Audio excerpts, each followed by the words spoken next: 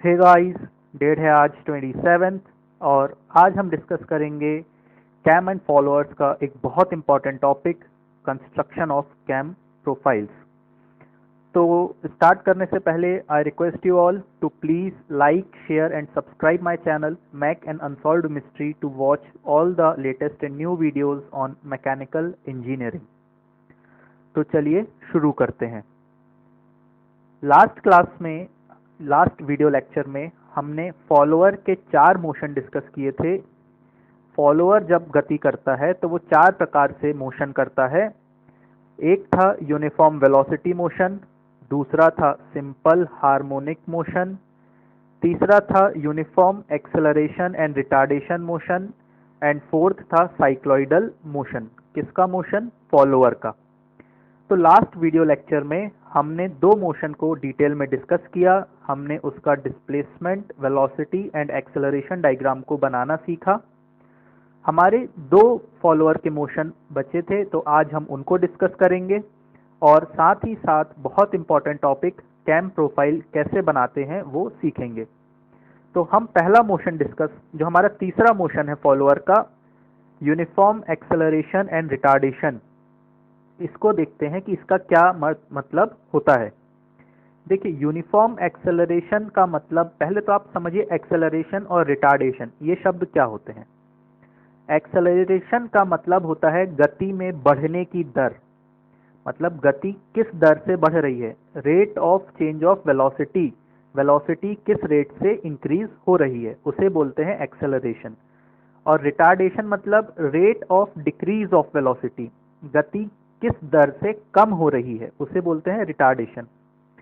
मान लीजिए जैसे आप गाड़ी चला रहे हैं, आपने गाड़ी चलाना की 0 की स्पीड से और आपकी गति बढ़ती जा रही है, ठीक है, 10 मीटर प्रति सेकंड स्क्वायर की स्पीड से, मतलब आपकी प्रति सेकंड 10 मीटर प्रति सेकंड स्पीड बढ़ती जा रही है। तो आपकी गति हर सेकंड 10 मीटर प्रति सेकंड बढ़ती जा रही है। तो क्या आ रहा है वहां पे? एक्सेलरेशन, त्वरण आ रहा है, ठीक है। तो जब भी एक्सेलरेशन आता है तो गति क्या होती है? बढ़ती जाती है। रिटार्डेशन आता है तो गति कम होती जाती है। तो हमको देखना है कि जो हमारा फॉलोअर था, जब वो ऊपर जा रहा है और जब वो नीचे आ रहा है, तब वो त्वरण के साथ ऊपर जा रहा है और ऊपर जाते समय उसमें रिटार्डेशन भी आ रहा है, गति में कमी भी आ रही है। तो कैसे हो रहा है वो हमें इसमें देखना है।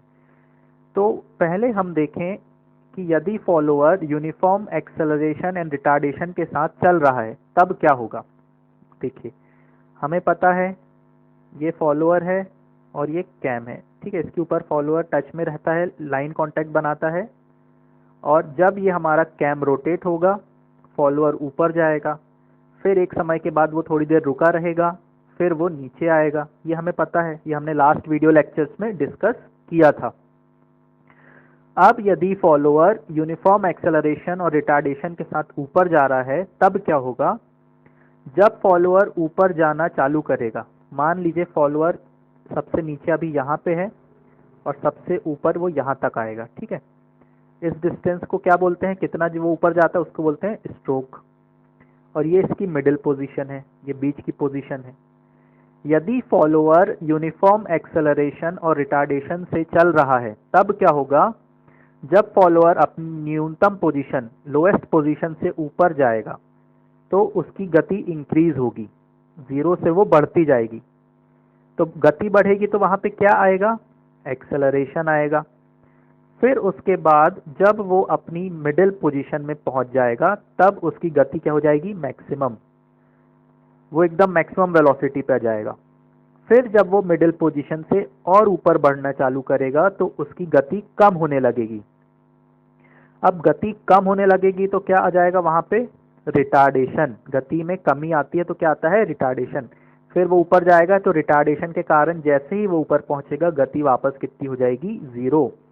तो यहाँ पे गति 0 थी, वो ऊपर चलना चालू किया उसने, गति बढ़ने लगी, त्वरण आने लगा, एक्सेलरेशन आने लगा। फिर जब बीच में पहुंच गया गति मैक्सिमम हो गई, फिर और ऊपर जाने लगा तो गति कितनी हो गई? कम होने लगी और वो 0 हो गई। तो इस प्रकार का यदि फॉलोअर मोशन कर रहा है तो उसको हम बोलते हैं यूनिफॉर्म एक्सेलरेशन एंड रिटार्डेशन। ठीक है, तो गति क्या होगी यहाँ पे, समय के साथ बढ़ेगी, और जब वो मिडिल पोजीशन में पहुंचेगा तो गति क्या होगी, समय के साथ कम हो जाएगी। तो ये आपको पता चल गया। दूसरा, एक्सेलरेशन जो है वो कांस्टेंट दर है, गति के बढ़ने की जो दर है वो कांस्टेंट है, मतलब गति एक ही दर से बढ़ती जा रही है। या गति के कम होने की दर है वो भी क्या है, कांस्टेंट है, वो एक ही दर से गति उसकी कम होती जा रही है। तो इसको बोलते हैं यूनिफॉर्म एक्सेलरेशन एंड रिटार्डेशन। अब हम इसका डिस्प्लेसमेंट डायग्राम देखते हैं कि जो डिस्प्लेसमेंट डायग्राम है वो कैसे बनाना है। डिस्प्लेसमेंट डायग्राम आपको पता है, एक ग्राफ है, किसके बीच में ग्राफ है, कैम का रोटेशन, कैम कितना डिग्री घूम रहा है, और फॉलोअर के डिस्प्लेसमेंट, फॉलोअर कितना ऊपर जा रहा है, उसके बीच में ग्राफ है। तो हम ये ग्राफ को बनाना सीखेंगे। तो लास्ट क्लास में जैसा हमने देखा था, हम सबसे पहले क्या करेंगे, एक हॉरिजॉन्टल लाइन बनाएंगे। ये लाइन कितनी लंबी बनाएंगे, इतनी लंबी बनाना है कि ये हमको 360 डिग्री का कोण दर्शाए। तो आप एक स्केल लेके 360 डिग्री की लाइन बना सकते हैं। सपोज आप ले लीजिए 18 सेंटीमीटर, तो 18 सेंटीमीटर कितनी लंबी, कितना डिग्री दर्शाएगी, 360 डिग्री। फिर इसके बाद आप इस लाइन में क्या मार्क करते हैं, एंगल ऑफ आउट स्ट्रोक, मतलब जब फॉलोअर ऊपर जा रहा था तो उस दौरान जो हमारा कैम है वो कितना डिग्री गोल घूमा। तो ये एंगल ऑफ आउट स्ट्रोक है, इसको दर्शाते हैं थीटा ओ से। फिर ड्वेल, कितना देर वो ऊपर जाके रुका रहा, और फिर रिटर्न, कितनी देर में इसके घूमने में कितनी देर में वो नीचे आया, उसको बोलते हैं थीटा आर। ये आप मार्क कर लेंगे। इसके बाद आप क्या करेंगे, एक बॉक्स बनाते हैं। ये वर्टिकल हाइट कितनी लेंगे, जितना भी फॉलोअर ऊपर जाएगा स्ट्रोक है ना, उसके बराबर आप ये हाइट लेंगे, और ये बॉक्स को आप कंप्लीट करेंगे। फिर आप क्या करेंगे, इन लाइंस को जोड़ देंगे जो आपने पॉइंट्स मार्क किए हैं। अब हम किसके लिए बना रहे हैं diagram, uniform acceleration and retardation के लिए, इसके लिए बना रहे हैं। ठीक है, तो इसका जो तरीका है बनाने का, वो पहले की दो विधि जो हमने पढ़ी वो अलग के लिए थी, ये अलग के लिए है। तो इसमें आप क्या करेंगे, ये जो बीच की लाइन आपको मिलेगी, इसको आप पहले तो आप इन लाइंस को, जैसे थीटा ओ, इसको इवन नंबर ऑफ पार्ट्स, सम संख्याओं में इसको डिवाइड कर दीजिए। जैसे इसमें 8 भाग में डिवाइड कर दिया है, इसको भी आप उतनी ही संख्या में, जितनी संख्या में इसको डिवाइड किया है उतनी संख्या में इसको डिवाइड कर दीजिए। तो ये 8 पार्ट्स में डिवाइड किया है, इसको भी 8 पार्ट्स में डिवाइड कर दीजिए।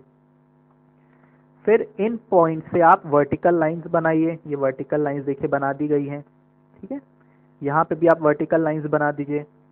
तो ये लाइंस बनाने के बाद आप क्या करिए, जो आपको सेंटर लाइन मिलेगी, कहाँ पे सेंटर लाइन मिली, ये 4th नंबर की बीच की लाइन है। देखिए कैसे, यहाँ पे 1 2 3 4 लाइन है, यहाँ पे इस तरफ 4 लाइन है, इसके भी इस तरफ 4 लाइन है, इधर पे 4 लाइन है। तो ये सेंटर लाइन है। दोनों की सेंटर लाइंस को भी आप उतने ही भागों में डिवाइड कर दीजिए जितने भाग में आपने इसको किया है। तो 8 पार्ट्स में इसको किया है, तो 8 पार्ट्स में आप इसको भी डिवाइड कर दीजिए। उसी प्रकार इसको भी आप 8 पार्ट्स में डिवाइड कर दीजिए।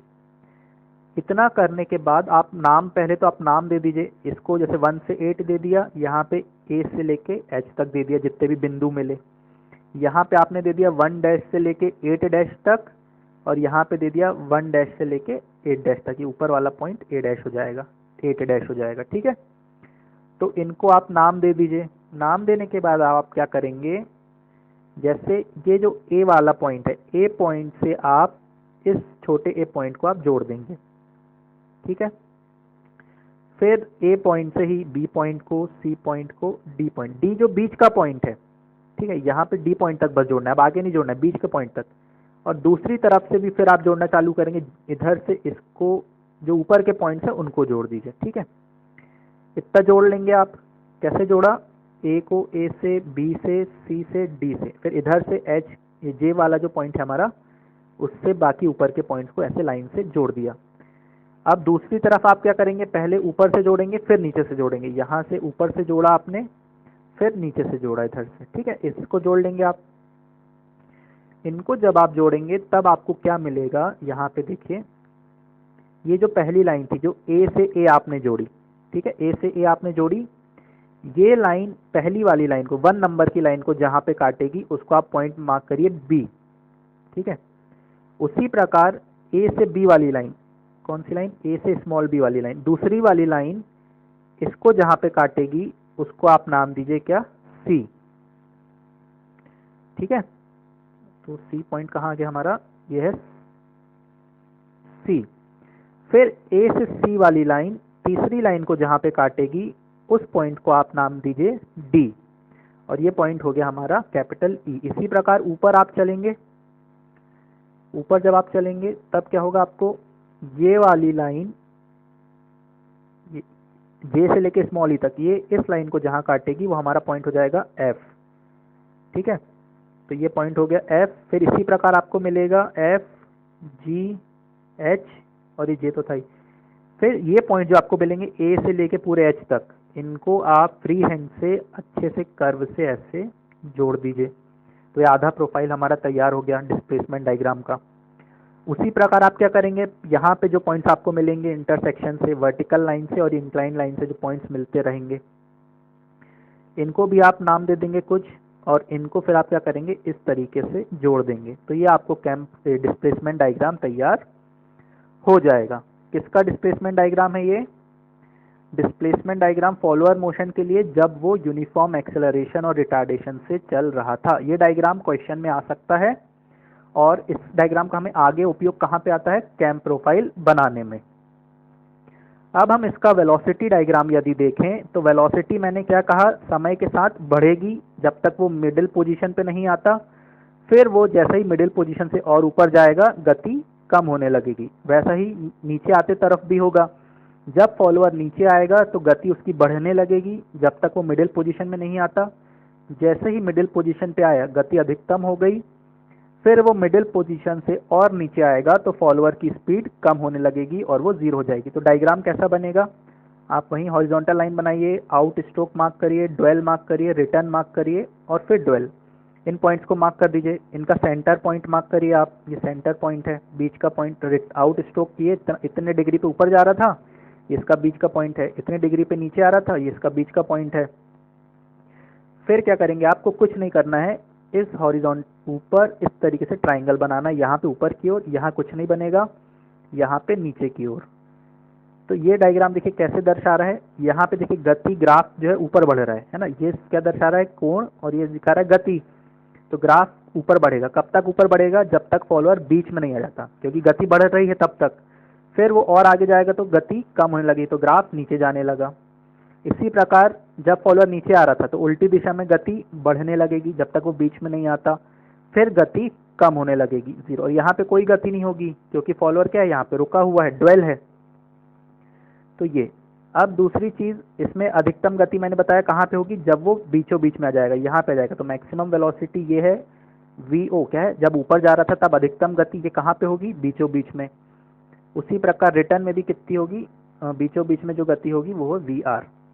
अब इसका एक्सेलरेशन डायग्राम यदि आप देखेंगे तो एक्सेलरेशन मैंने क्या कहा, कांस्टेंट रहेगा, एक ही दर से गति बढ़ेगी। तो एक्सेलरेशन का ग्राफ कैसा बनेगा, इस तरीके से, जब तक वो ऊपर जा रहा है गति बढ़ने की दर कांस्टेंट है, फिर जब वो मिडिल पोजीशन पे आ गया तो उसकी गति बढ़ने की दर क्या होने लगी, नेगेटिव हो गई, मतलब गति कम होने लगी, तो उल्टी दिशा में दर आ गई यहाँ पे।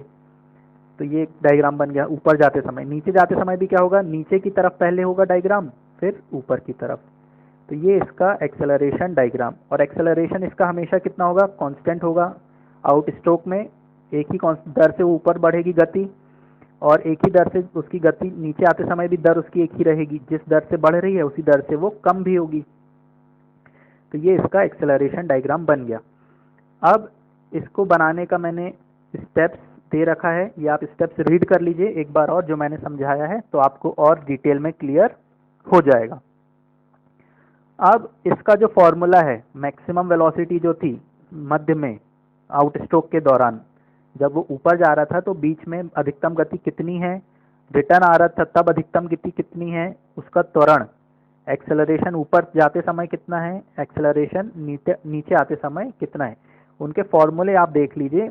हमको डेरिवेशन पे ज़्यादा ध्यान नहीं देना है क्योंकि कॉम्पिटिटिव पॉइंट ऑफ व्यू से ये फॉर्मूलेज इंपॉर्टेंट हैं। डेरिवेशन बहुत कम चांस है कि डेरिवेशन कभी पूछा जाए, तो एक बार समझ लीजिए आप। एस क्या है, आउट स्ट्रोक, फॉलोअर कितना ऊपर जाएगा, theta O theta R. Theta O क्या है, एंगल कितना डिग्री कैम हमारा घूमेगा तो फॉलोअर ऊपर जाएगा। थीटा आर क्या है, कितना डिग्री कैम और आगे घूमेगा फॉलोअर नीचे आएगा। फिर T O time for outstroke, ऊपर जाने में फॉलोअर को कितना समय लगा, तो उसको कैलकुलेट कैसे करेंगे, थीटा ओ अपॉन ओमेगा। देखिए ओमेगा क्या होता है, कोणीय गति, कितना कोण घूमा कितने समय में, ठीक है। तो T O theta O upon T O होगा, तो टी ओ को आप क्या लिख सकते हैं, थीटा ओ, ये ओमेगा नीचे चला जाएगा तो अपॉन ओमेगा, ठीक है। तो यहाँ से आया ये, इसी प्रकार रिटर्न का भी आ जाएगा, ये आ गया। अब हमको पता है गति, गति क्या होती है, औसत गति, एवरेज स्पीड। हम अधिकतम की नहीं बात कर रहा हूँ मैं, एवरेज स्पीड होती है डिस्टेंस अपॉन टाइम, दूरी अपॉन समय। तो दूरी कितनी चल रहा है फॉलोअर, एस, ऊपर जाते समय समय कितना लगा उसको, टी ओ, तो ये औसत गति है। अब इस केस में जो अधिकतम गति है ऊपर जाते समय, वी ओ, जो मध्य में होगी, वो इसकी दुगनी होगी, ठीक है।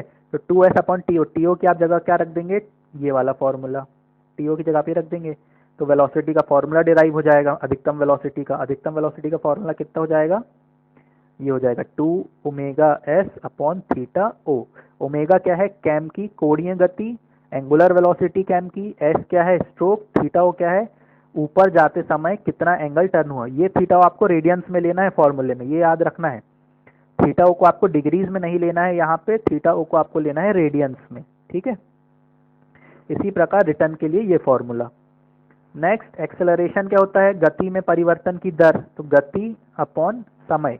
अब अधिकतम गति कितने समय में आएगी, टोटल समय लग रहा है ऊपर जाने में टी ओ, अधिकतम गति बीच में आ रही है तो उसका आधा समय लगेगा, तो टी ओ अपॉन 2। तो एक्सेलरेशन का फॉर्मूला यहाँ से आप डिराइव कर लेंगे, तो फॉर्मूला आ जाएगा इसका 4 omega square S upon theta O का स्क्वायर। थीटा को याद रखिए फॉर्मूले में आपको रेडियंस में लेना है, तो ये फॉर्मूला आप याद रख सकते हैं।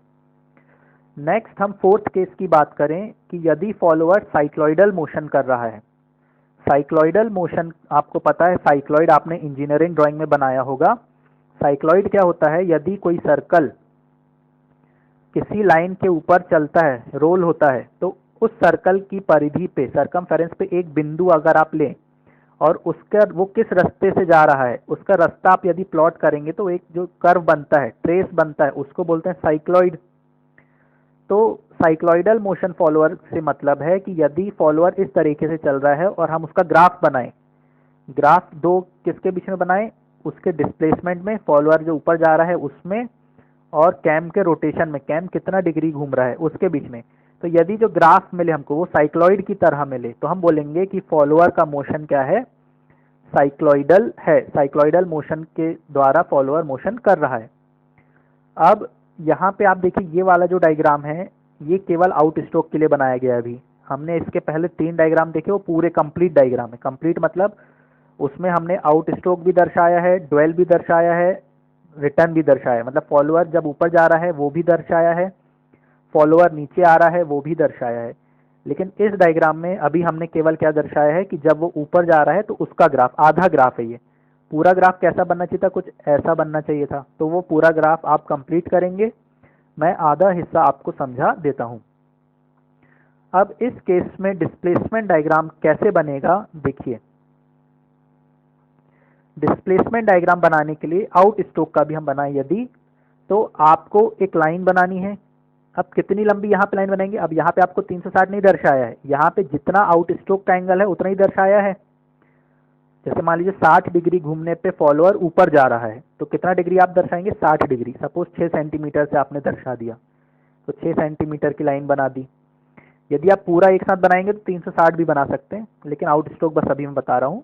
तो आउट स्ट्रोक के दौरान कितना एंगल घूमा, वो थीटा ओ। तो आप एक लाइन बनाई थीटा ओ दर्शाने के लिए। फिर आपको क्या करना है कि जो भी स्ट्रोक है, स्ट्रोक किसे दर्शाते हैं, एस। क्या होता है ये, फॉलोअर कितना ऊपर जा रहा है, अधिकतम या नीचे आ रहा है। तो आपको एक सर्कल बनाना है, देखिए सर्कल, ये वाला सर्कल, कितना इसका रेडियस लेना है, इसका रेडियस लेना है एस अपॉन 2 पाई, ठीक है। कितने रेडियस का सर्कल लेना है, एस अपॉन 2 पाई, ठीक है। क्यों ऐसा लेना है, क्योंकि इस सर्कल की जो परिधि है वो एस के बराबर होनी चाहिए। अब परिधि क्या होती है सर्कल की, 2 पाई आर, है ना। तो रेडियस कितना हो जाएगा सर्कल का, एस अपॉन 2 पाई, तो आपको एक सर्कल बनाना है जिसका रेडियस होना चाहिए एस अपॉन 2 पाई, त्रिज्या होनी चाहिए एस अपॉन 2 पाई। किस पॉइंट से? इस पॉइंट से, ए पॉइंट से। तो आप एक सर्कल बना दीजिए, उसका रेडियस लेंगे एस अपॉन 2 पाई। सर्कल बनाने के बाद आप इस सर्कल को सम संख्याओं में, इवन नंबर ऑफ पार्ट्स में डिवाइड कर दीजिए। फिर जितने नंबर ऑफ पार्ट्स में आप सर्कल को डिवाइड करेंगे उतने ही नंबर ऑफ पार्ट्स में आप इस लाइन को भी डिवाइड कर दीजिए और उनसे वर्टिकल लाइंस ड्रॉ करिए। ठीक है, इतना कर लेंगे। और ये बॉक्स तो आपको पता है कैसे बनाना है, एस स्ट्रोक ऊपर और ये लाइन आप ले चुके हैं। इसके बाद आपको क्या करना है, ये वाली जो लाइन है इसको थोड़ा सा एक्सटेंड करना है नीचे की तरफ। ठीक है, इस लाइन को आपने एक्सटेंड किया और ये जो आपको पॉइंट्स मिले हैं सर्कल पे, इनसे हॉरिजॉन्टल लाइंस जोड़नी है। ये 3 है ना, जैसे 6 पॉइंट्स हैं तो 2 पॉइंट्स ऊपर, 2 पॉइंट्स बीच में, 2 पॉइंट्स इधर, इनको जोड़ देना है। ये लाइंस इस लाइन को जहां पे काटेंगी वो पॉइंट्स को आपको देखना है। देखिए, जैसे ये 4 से 5 वाली लाइन बी डैश पे काट रही है, 3 से 6 वाली लाइन कैपिटल ए पे और 2 से 1 वाली लाइन ए डैश पे। तो ये पॉइंट्स आपको A dash, capital A, B dash, ये पॉइंट्स आपने देखे। अब आपको क्या करना है, ए से एक लाइन ड्रॉ करनी है इस पॉइंट तक, इस कोने से इस कोने से इस कोने तक एक लाइन ड्रॉ करनी है। ठीक है, फिर आपको क्या करना है, इसी लाइन के पैरेलल रोलर सर्कल की मदद से आप बना सकते हैं B point, B dash point से जो बीच का पॉइंट मिलेगा आपको, ठीक है, उस पॉइंट से आपको एक लाइन उसी के पैरेलल यहाँ ड्रॉ करनी है और नीचे से भी एक लाइन यहाँ ड्रॉ करनी है। तो जब आप ऐसा ड्रॉ करेंगे तो आपको क्या होगा, ये जो पहली लाइन यहाँ पे इंटरसेक्ट करेगी, एक पॉइंट यहाँ, दूसरा पॉइंट यहाँ, ये वाली लाइन यहाँ ज्वाइन करेगी, ये तीसरा पॉइंट, फिर ऊपर वाली लाइन जहाँ कट करेगी ये वाला पॉइंट और ये वाला पॉइंट, सॉरी हाँ, ये वाला पॉइंट, ये वाला point, C D and E, ये सारे points A B C D आपको मिल जाएंगे। ठीक है, फिर इन पॉइंट्स को आपको फ्री हैंड की मदद से जोड़ देना है। तो ये आपका आउट स्ट्रोक के दौरान डिस्प्लेसमेंट डायग्राम तैयार हो जाएगा। अभी आधा ही हुआ है आउट स्ट्रोक के दौरान, रिटर्न के दौरान भी आप इसी प्रकार से बना लेंगे तो आपका कैम प्रोफाइल, ये डिस्प्लेसमेंट डायग्राम पूरा ऐसा धनुष के आकार का तैयार हो जाएगा। ये डिस्प्लेसमेंट डायग्राम है, कैम प्रोफाइल नहीं है। कैम प्रोफाइल अभी हम आगे बनाएंगे। अब इसका वेलोसिटी डायग्राम आउट स्ट्रोक के दौरान देखें, ये केवल आधा डायग्राम है ना, ये आउट स्ट्रोक के दौरान है। तो आउट स्ट्रोक के दौरान वेलोसिटी डायग्राम कैसा बनेगा कि जब फॉलोअर ऊपर चढ़ना चालू होगा तो उसकी गति बढ़ती जाएगी, फिर उसकी गति अधिकतम हो जाएगी जब वो बीचों बीच में पहुंचेगा, फिर उसकी गति और ऊपर जाएगा तो कम होने लगेगी, फिर ड्वेल में क्या होगी, उसकी गति कांस्टेंट रहेगी, फिर जब वो नीचे आएगा ऐसी डायग्राम बनेगा, गति बढ़ेगी, फिर गति मैक्सिमम हो जाएगी, फिर गति कम हो जाएगी। तो ये रिटर्न में भी बन जाएगा। ये आगे का डायग्राम है इसका। अब इसमें देखिए आप, जैसा मैंने पहले बताया यूनिफॉर्म, उसमें भी गति बढ़ रही थी, कांस्टेंट हुई थी, फिर मैक्सिमम थी, 0 थी, लेकिन वहां पे त्वरण क्या था, कांस्टेंट था, एक्सेलरेशन नहीं चेंज हो रहा था। लेकिन साइक्लॉइडल मोशन में एक्सेलरेशन चेंज होता है। देखिए, एक्सेलरेशन में भी कमी और बढ़त होती है। कैसे बढ़ेगा एक्सेलरेशन, पहले एक्सेलरेशन बढ़ता जाएगा। अब एक्सेलरेशन देखिए यहाँ पे ध्यान से, जब ये फॉलोअर की मिनिमम पोजीशन है, मैक्सिमम ये मिडिल पोजीशन, तो फॉलोअर जब यहाँ से ऊपर जाएगा तब एक्सेलरेशन बढ़ेगा, यहाँ पे बीचों बीचों मैक्सिमम हो जाएगा, फिर 0 होने लगेगा। मतलब जब बीच में आ जाएगा फॉलोअर तो एक्सेलरेशन कितना हो जाएगा, 0, फिर बढ़ेगा, यहाँ मैक्सिमम हो जाएगा, फिर 0 हो जाएगा। तो यहाँ पे एक्सेलरेशन देखिए 2 बार मैक्सिमम होता है आउट स्ट्रोक के दौरान। ऊपर जाते समय एक्सेलरेशन 2 बार मैक्सिमम होगा और बीचों बीच में एक्सेलरेशन 0। तो जब चालू हो रहा था ऊपर जाना तब 0 था, मैक्सिमम हुआ एक्सेलरेशन, फिर बीचों बीच में एक्सेलरेशन फिर 0 हो गया, फिर एक्सेलरेशन में बढ़ा, फिर 0 हो गया। इस तरीके से इसके एक्सेलरेशन में परिवर्तन होगा। तो ये हमने डिस्कस किया साइक्लॉइडल मोशन।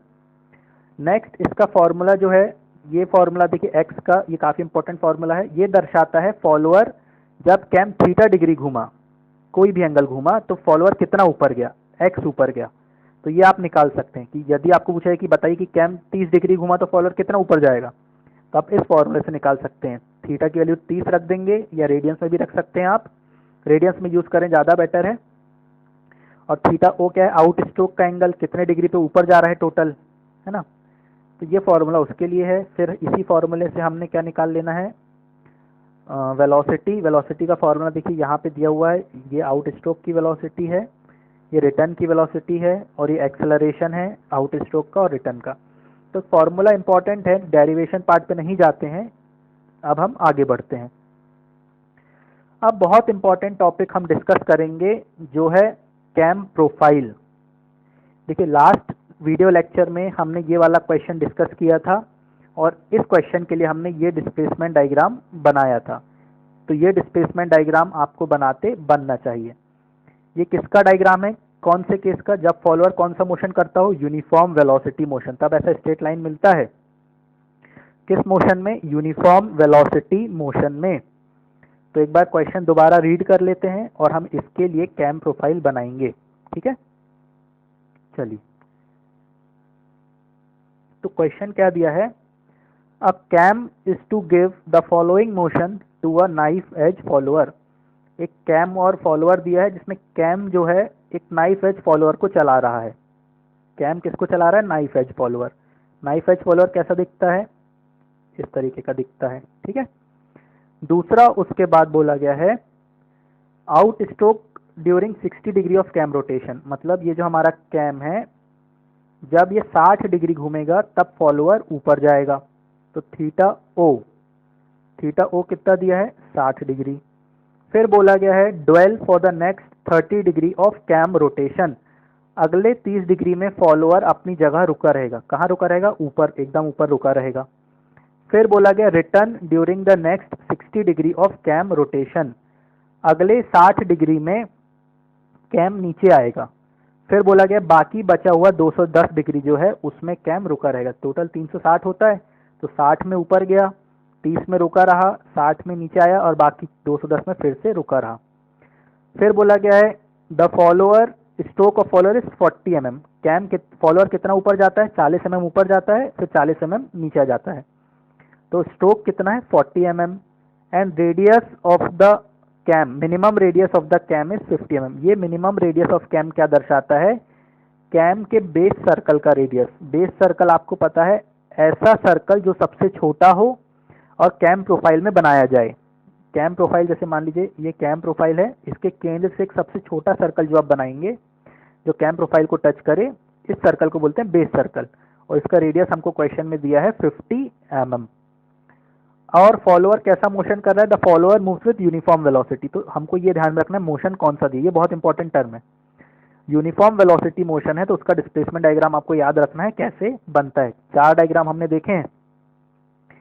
अब हमको दोनों में यूनिफॉर्म वेलोसिटी दी, आउट स्ट्रोक में भी और रिटर्न स्ट्रोक में भी। अब हमको प्रोफाइल बनानी है। प्रोफाइल बनाने के लिए देखिए 2 कंडीशन दी है।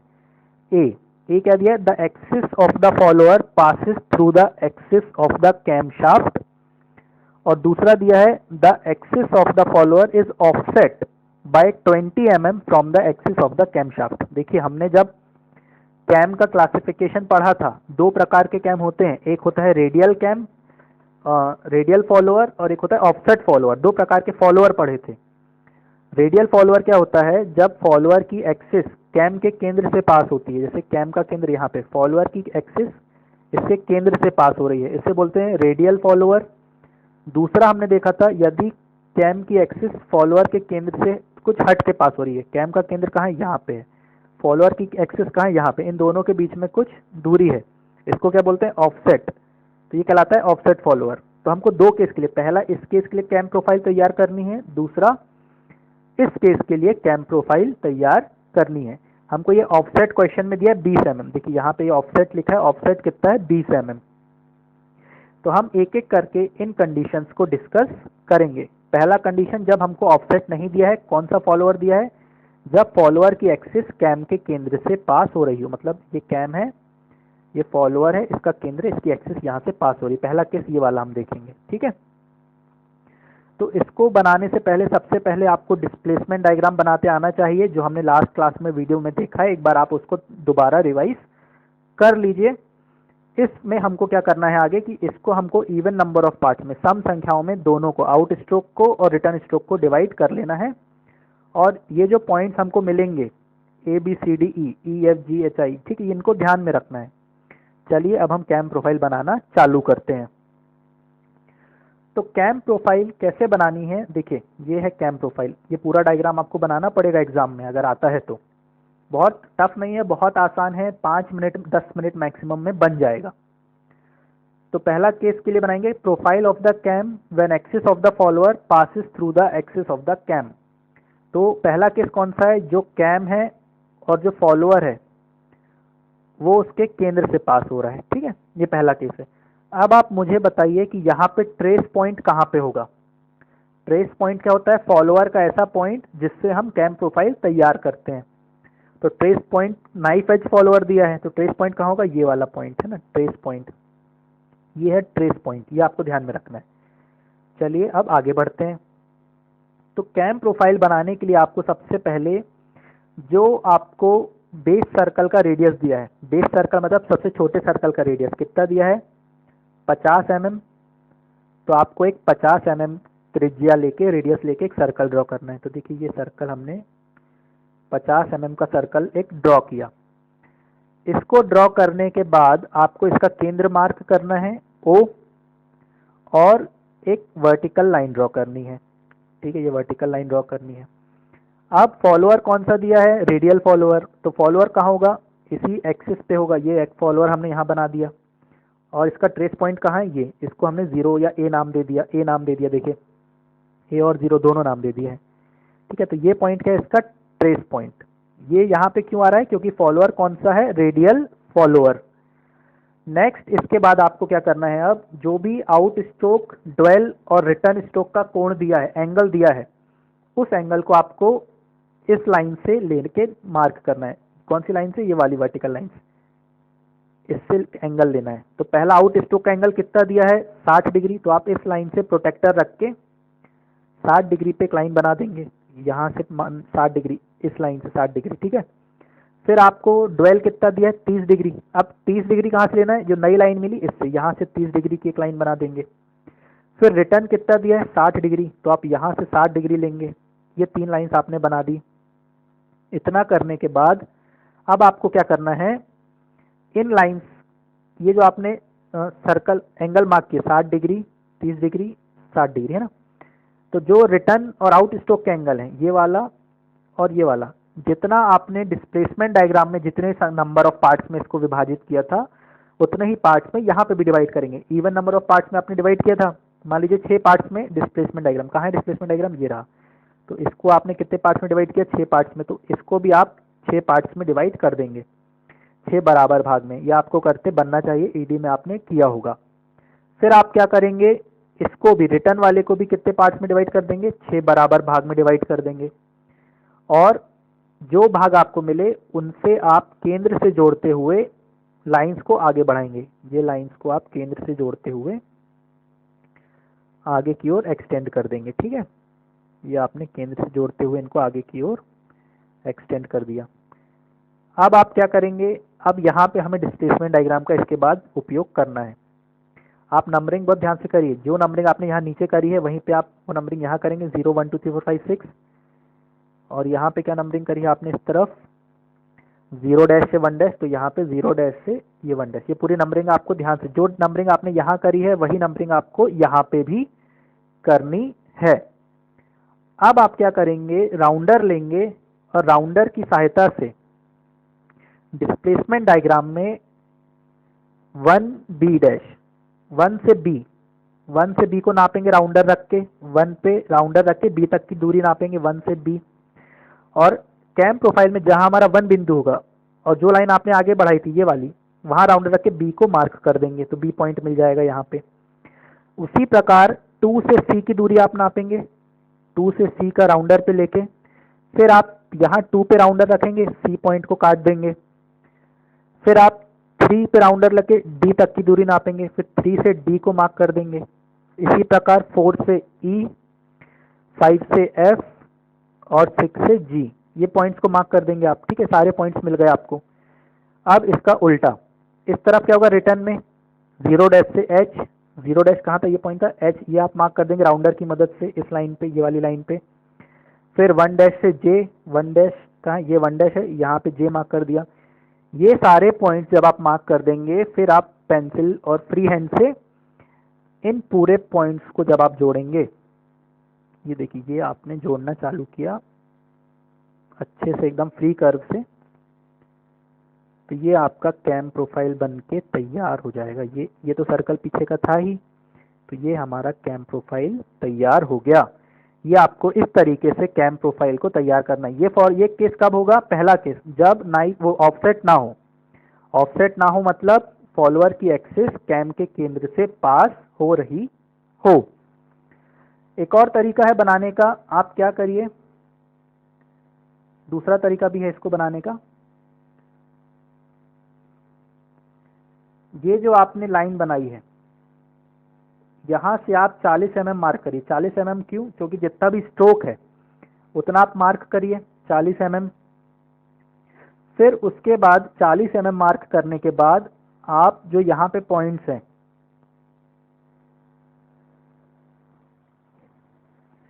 40 mm मार्क कर दिया आपने। फिर आप क्या करिए, जो पॉइंट्स हैं A B, A C, A D and A E equal distance पे, ठीक है, कितने इक्वल डिस्टेंस पे? इनके बराबर। सिर्फ 1b आप मतलब ए बी के बराबर होगा 1b। ये जो ए बी है ये 1b के बराबर लीजिए। फिर आप लीजिए दूसरा ए सी कहाँ है? ये ए सी जो है यहाँ से लेके ये वाला डिस्टेंस ए सी, ये किसके बराबर लेंगे? 2c के बराबर। फिर ए डी, ए से लेके डी तक, ये किसके बराबर लेंगे? 4 से लेके ई तक, है ना। इस तरीके से आप इनको मार्क कर दीजिए। यहाँ पे दोबारा से देख लीजिए क्या करना है आपको। ये वाली लाइन पे 40 mm की लाइन मार्क करनी है आपको। ये 40 mm मार्क कर दिया आपने। फिर आप यहाँ से डिस्प्लेसमेंट डायग्राम से ही डिस्टेंस नापेंगे 1b। ए पे राउंडर रखिए, 1b को काट दीजिए। फिर 2c रखिए, फिर ए पे राउंडर रखिए, 2c को काट दीजिए। फिर 3d, ए पे राउंडर रखिए, डी को काट दीजिए। ये सारे पॉइंट्स को आप काट दीजिए। ये पॉइंट जब आपको मिल जाएंगे तब आप क्या करिए, ये लाइंस तो आपने आगे बढ़ाई हुई हैं, सबको आगे बना चुके हैं, ठीक है। ये पॉइंट लाइंस कहाँ से मैं बता दिया पहले। अब आप क्या करिए, केंद्र पे राउंडर रखिए, केंद्र पे, और ये पॉइंट से सर्कल बनाते चलिए। जैसे आपने केंद्र पे राउंडर रखा, ठीक है, बी पॉइंट लिया तो बी पॉइंट से राउंड सर्कल बना दिया।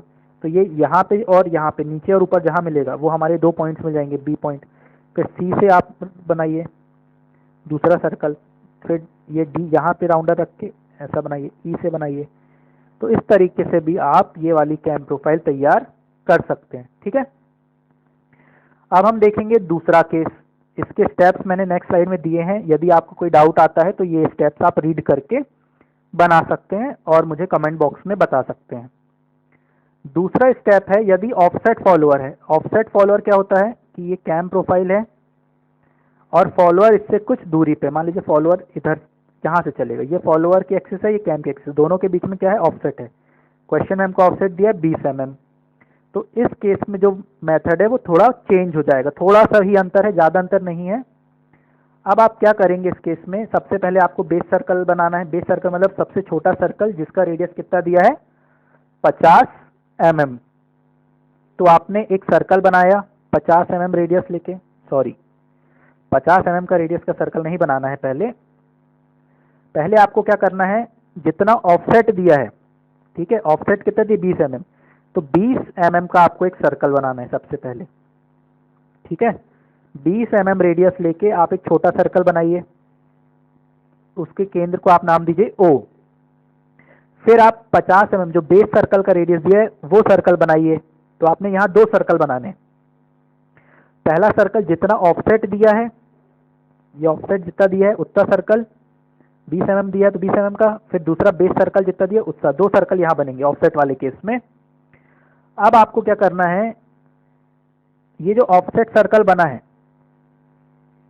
यहां से आप 20 mm दूरी पे एक लाइन बनाएंगे, ये वाली 20 mm दूरी पे लाइन बनाएंगे ये वाली।